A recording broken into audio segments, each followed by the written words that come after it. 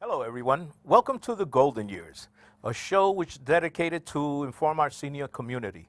My name is William Mendoza, and today we have a special guest with us, COO of Juniper Home Care, Mr. Anton Brell.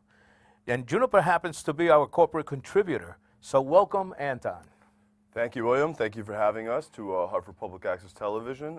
Happy to be here to contribute some wonderful content to senior living in Hartford and Connecticut. So important, I feel that to keep that part of the community informed, because I've run into situations while out on the beaten path, as I say, situations in where people just don't know what's out there, and they're frustrated. They don't have the ability to go into the internet, lack of knowledge, and so on and so forth. And the information really isn't readily available. So I feel that, shows like this are super important. Absolutely. I couldn't agree with you more. I think that the resources actually are out there.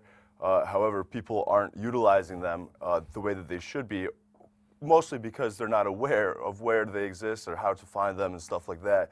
So a show like this, which is going to get out to the public, it's going to through public television, which is a great asset, and through social media and being able to distribute that content afterwards. Hopefully, people will be able to tune into the proper episode and see and find and seek the help that they are looking for through senior centers, through community resource centers, and through agencies like Juniper.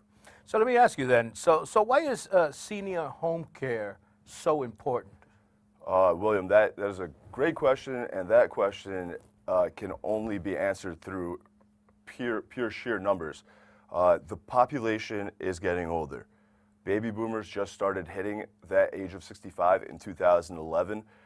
That number is projected to double by 2050, 2060. Our aging population is getting older as well. So people over the age of 85 will be tripled by the 2080. So if you look at those numbers, tripled. So people over 85, they're going to be living longer. And a lot of time, they don't have a contingency plan. They don't know what they're doing. They didn't expect to be living this long, and they only started planning for retirement and for living after their caregivers may pass away, or their family may move away. They're only starting to plan when it's too late. So what we want to do is help everybody get ahead of the curve. Right. What type of programs are there for our seniors out in the community? I know that there's a ton of these programs, and which programs are you specifically involved in? Yes, absolutely. The biggest program is for seniors that are on Medicaid, that are on Title 19, and they can apply to something called the Connecticut Home Care Program for Elders.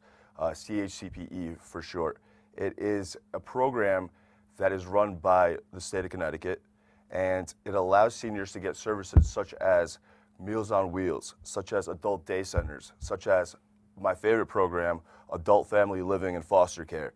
Now, what that program does is it allows family members to get involved, because who can take better care of a family member than family, and or a close friend and or extended family. So by doing that, we kind of empower the entire family to be together to ensure the well-being of, an aging loved one.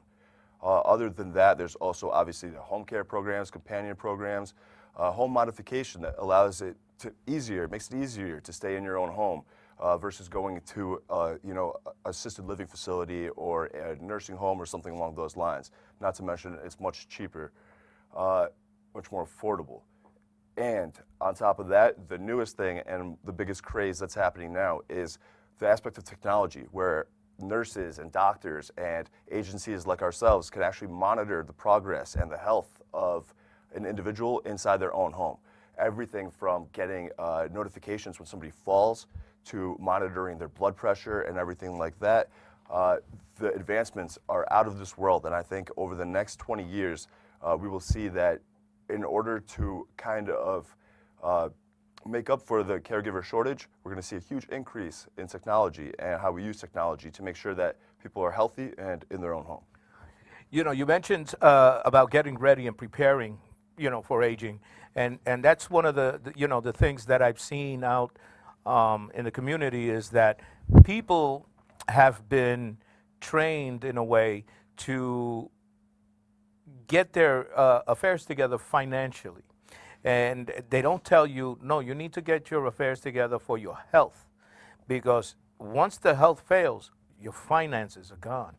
You know, what's the average cost of a home care? So the average cost varies. It varies a lot from your traditional nursing home to your traditional, hourly paid employee. So, for instance, to get someone to come into your home and to care for you on an hourly basis, it's anywhere from $20 to $25 average. A nursing home is $2,000 a month plus. So it varies like that. And programs such as the Connecticut Home Care Program for Elders, they make it easier where if you actually qualify because you don't have the necessary finances to pay for it out of pocket, they will contribute and they will help you out and they will get the services for you, because there's nothing more detrimental to a family and to somebody's health than to see somebody struggle in their own home without any help. That person gets admitted to the hospital. That is very expensive for the state, very expensive for the family, and quite honestly, for their care to get so bad, for their health to get so bad, deteriorate so much that they have to get admitted and readmitted to the hospital, that means there's obviously some kind of a break in the continuum of care. So it's very important that we're working closely with discharge managers of hospitals, with all kinds of social workers and case managers, in order to line the person up with the proper care based on their finances. So while some people may start off with needing, just somebody to come in for a couple hours at, $20 an hour into their home, it's going to eventually escalate into needing full-time help, and that ranges anywhere from, $1,000 a month to $2,000 a month to $8,000 a month. And on average, services such as AFL, rather than nursing home, staying in home, is anywhere from 30 to 70% less. Wow, it's crazy, because if you look at that in terms of annual, expenses, they get up there, 87,000. I mean, Yep. you're not making that much. How do you balance that out? It's something that I always say is that people plan their lives ahead like crazy. I went to school. I completed my degree. We've seen many examples as we've worked together, where all of a sudden somebody has this plan for life, but life happens, and suddenly here you are faced with having to take care of mom or dad, or maybe grandma, depending on the situation. And nobody goes to school for that. Nobody prepares you for that, and you kind of have to run with it. And that is the most important thing of giving these people the resources that they need to take care of their loved ones, because they're not just going to abandon them. And I think that's the greatest thing about this show, and about the resources that are out there that people aren't aware of, that we want to kind of put a spotlight on and let them know that exist, because using those resources will greatly help the health of the client, the whole morale of the family, and the financial status of Connecticut as a state, and the way that funds are used, so that there's no excess, and that you could really concentrate on somebody's actual plan of care, making sure that they're as healthy as possible in the right place. Well, you're right. You're right about the show. I think that in the coming weeks, and as we move forward with the production of the show, and we're going to bring a lot of different topics, whether it be health, whether it be financial, whether it be law, whether it be, more home care and other programs that apply. I think that, that's what's really, really needed out there in the community, to educate not only your seniors, but the families. And once those families are educated, they carry that with them. Why are our caregivers so important?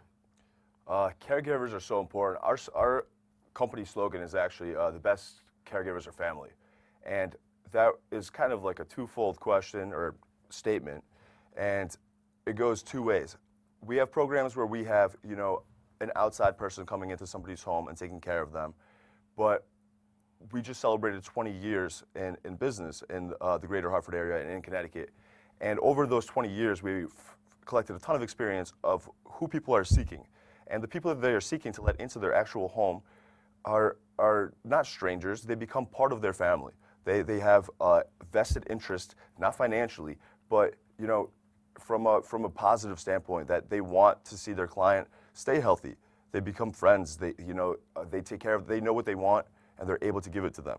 So we call those caregivers family as well, because so many of our clients have established that relationship. Mm-hmm. Now, on the other hand, is our adult family living and foster care program, which allows a family member living under the same roof to finally get compensated for the care that they've already been doing. And I can't say how many times I have come across a family where somebody has stayed home for the last 10 years, has been unable to work, and their quality of life has gone down, both from a social standpoint and from a financial standpoint, mm-hmm. because they haven't been able to receive that income from job, and they have been giving so much of their time and effort, tireless effort, mm-hmm. to sacrifice to take care of their loved ones. Now, the majority of them say it's not a sacrifice at all, mm-hmm. and I agree with them, but they're counting pennies. Being able to give them a little bit something extra. They're counting pennies. Exactly, they are. And so when I see somebody that hops onto our program and call it a daughter that's been taking care of her mom, and all of a sudden you have a nurse that's helping her out that can answer her questions about mom, because once again, let's go back to the point where I made, they didn't go to school to be a nurse or to be a caregiver. That's why they're so important. But all of a sudden, they have a little bit of extra, money that they could put back into the home, make the home safer, make it homier, more comfortable, where, accidents are less likely to happen, where mom might have, the things that she needs in order to stay healthier and to stay out of the hospital.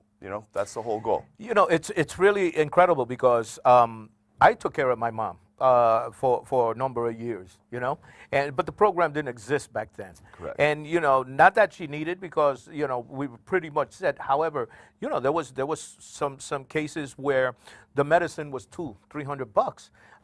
Therapy was money, wasn't covered, or this wasn't covered, or that wasn't covered. So yeah, man, there's a financial burden on a family, but they go through it. They do it. They see a way. They find a way. There absolutely is. I mean, it's family. You're going to do whatever it takes to take care of family. So this program, I mean, we really, really stand by it. The state of Connecticut stands by it. It saves a ton of money, and it allows the opportunity for family members to stay together. And everybody wants to age in place. I mean, there comes a time where you can no longer stay home, and at that point, perhaps you must go to an assisted living or a nursing home facility. And unfortunately, sometimes hospice care and all that, it happens. That's kind of the continuum of care.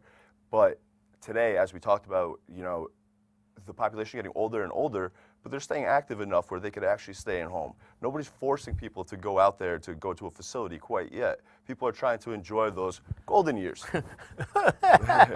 I like that one. Yeah, absolutely. Golden absolutely. years. I think it's the best possible term. Let me ask you about Juniper. You said you've been in the business now 20 years. How did this all get started? How did that get started? It's a wonderful story. Juniper is a family company. It was started by Andre Brell, my father. He's the president and founder of Juniper. And 20 years ago, he had an idea. At that time, he was working as an elder protective service counselor and social worker for the state of Connecticut, DSS. And he saw that there was a need for more care for seniors, and specifically curated towards their cultural backgrounds. So there's many pockets of communities that weren't being served, everything from Russian to Hispanic to Polish in New Britain and other places, where culturally the kind of care that was provided, it didn't, somebody just came in and it didn't seem natural. It didn't seem like that family fit that we've always been looking for. Mm-hmm. So slowly, the snowball effect, it caught on, because giving the right type of care is very important into that person staying healthy as possible.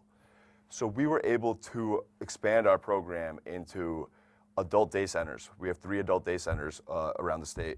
We also have a Meals on Wheels program, which is amazing because we have 3 different types of cuisines and we adapt to different dietary restrictions, which a lot of companies don't do. But in today's day and age, we have to be culturally competent. I think that's huge because Super important, yeah. because it's not, you know, these clients and they're people, and just because you serve them a meal doesn't mean that, you know, it can't be the type of food that they're used to. You know, we want to make them feel like they're at home and that they're comfortable and that it's the best thing that you could offer them. So culturally competent meals we offer. We also have our homemaker and companion program, which is fantastic because right now the need for caregivers is greater than ever before. And to have good caregivers, we really, really need to take care of them, to give them good pay, to give them benefits and everything like that. Because right now, you know, they're tough to find. In maybe a decade before, they were a dime a dozen. But to get really good employees that come in and take care of somebody in their own home, that's something that we want to invest in.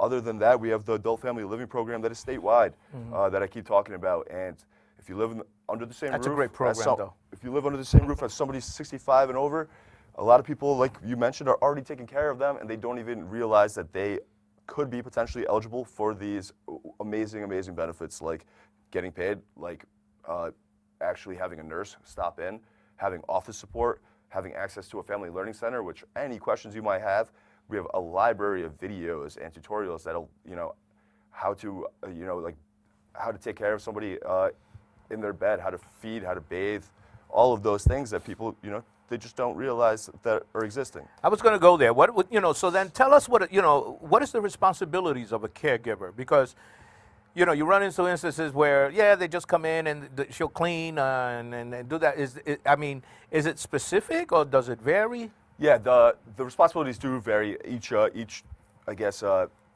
job role has its own responsibilities. Everything from PCA, which is more responsible of hands-on, kind of, you know, they might have to get a little deeper dive into the client of maybe taking care of some toileting issues and stuff like that. Whereas a homemaker oftentimes has kind of a hands-off approach, and they do some cleaning and some things around the home. Meanwhile, there's also a companion service, which this is an absolutely shocking statistic that I ran across the other day, that loneliness now can be compared to smoking a pack of cigarettes a day. It has the same effect on somebody. So socialization is very, very important. It's key, yeah. Socialization and staying in the environment that you're in, kind of, and just being aware and being present. That's why we're so big on the Adult Day Center program. The Adult Day Center program actually picks somebody up from their home. They give them breakfast, they give them lunch, they have nurse support and supervision for managing medications and actually distributing medications to socialization, from like bingo to trips and things like that. So having them stay in the community, it gives them a sense of, you know, that self-worth, that self-being, that, you know, they're not just in an apartment by themselves or kind of thrown out to some kind of assisted living or nursing home. It allows them to socialize, which is magnificent. And I think that is very, very important as far as the plan of care for an individual. So is having a nurse on staff usual with day centers? Or is that just an added, you know? There's two types of day centers. There's social model and a medical model, and many times they do offer the same exact service, but with that, it is an extra layer of care. It's you know, it's extra peace of mind, and it's extra hands-on care, where if something happens, if somebody has, you know, level 4 and they have many conditions where they need assistance of the daily living activities, anything from feeding to walking, having a nurse on staff to answer those questions and to, if anything goes wrong, is very, very important. And I think that it's, once again, an amazing resource to get all of that. And it's $75 per day to have lunch, dinner, transportation, socialization, medication management, workout classes, whatever it may be. And day trips. Day trips. They have day trips. They have a lot of fun. They have a lot of fun. And once again, a lot of this stuff is covered under the Connecticut Home Care Program for Elders. If you do apply, the eligibility requirements are listed right there. But that is all stuff that a lot of individuals just are not aware that exists. And you know, our goal is to have people age in place and age comfortably and live, you know, their golden years out in the best possible way. you know, you seem to be very passionate about this, man. And is it passionate about the company, or is it passionate about the community? I think it is. I'm obviously passionate about the company, but the company wouldn't exist without our community, about the love for our community and the things that we do in our community. So one of the things that we try to do is get ourselves involved in everything that's community oriented, because if we don't give back to the community, if it's almost, once again, back to that family, that whole family feel, is that our clients become our family as well. And if they have certain initiatives in the community, then we want to take part and we want to back them up on that. We want to show them that we're there for them and for the community, for the family and everything like that. So for instance, this past year and this coming year, and hopefully for many years to come, we've been a partnering sponsor for all the Puerto Rican parades and festivals statewide. I think we're the only ones that call ourselves a partnering sponsor, because we don't want to just slap our logo on a stage and something like that. We want to be present. This year we had the wonderful idea through our wonderful advertising company, our media company, Latino Way, to throw a dance competition on stage. Now these are all people 65 and over with audiences of 5,000 plus getting on stage and doing the salsa, the merengue. I don't know what else. Give me, what are some other dances? Yeah, the bachata. There we go. And they're out there and they're having a blast, and their families are laughing and their grandchildren are laughing, and everybody's together, and it's that whole feeling of togetherness. So we put on this dance contest, and everybody was laughing. I think it was the hit of the festival. Yeah. And you know, we gave some prizes out, but more importantly, we were part of the community, and we just let everybody know again that we want to give back to the community, want to contribute, we want to financially contribute, but more importantly, we're also here as a resource. Any questions ever, we're available. And people don't realize that, you know, agencies such as ourselves, and you know, not all agencies kind of do the same thing, but we are approachable, available, and we want to help people no matter what the issue is. So earlier you mentioned website, but you know, the problem that I've run into, and I'm out there in the streets, I want people to know that I'm also not only an advocate, but I'm a member of the senior community. But one of the things that you constantly run into is people not having the ability to search on the web, or you know, have that ability or capability, or just having knowledge of how to surf the web, or get, you know, how do you get it? How do you research? How do you find that information? So what I was going to ask Anton is that, you know, can we get special or important information, statistics, stats that we can put on our site, you know, or behind the show for people to really take a look at, which would make sense to them?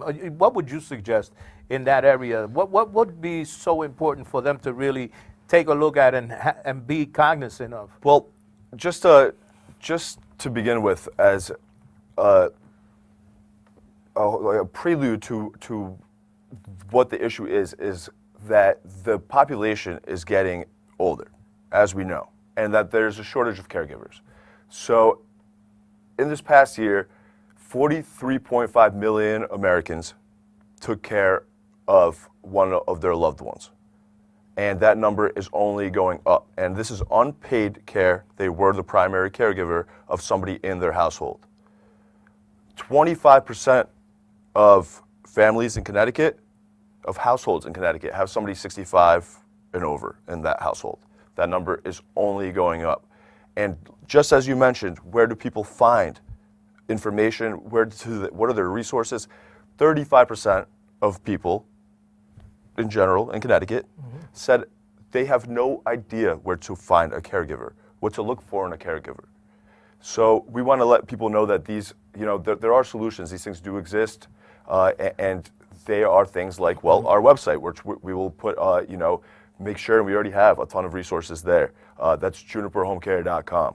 Other than that, Department of Social Services, absolutely phenomenal organization, obviously state-run, and with the help of access agencies such as the Agencies on Aging and Connecticut Community Care, they are the ones that really help manage the plan of care for these individuals. So access to those access agencies, they could really pair you up with a case manager that will walk you through whatever critical needs you might have at the time. So those are very, very important. Other than that, you know, you'll see the numbers that are listed, and they're very, very important. But just give them a call, and they'll link you up with somebody if you don't have access to the internet.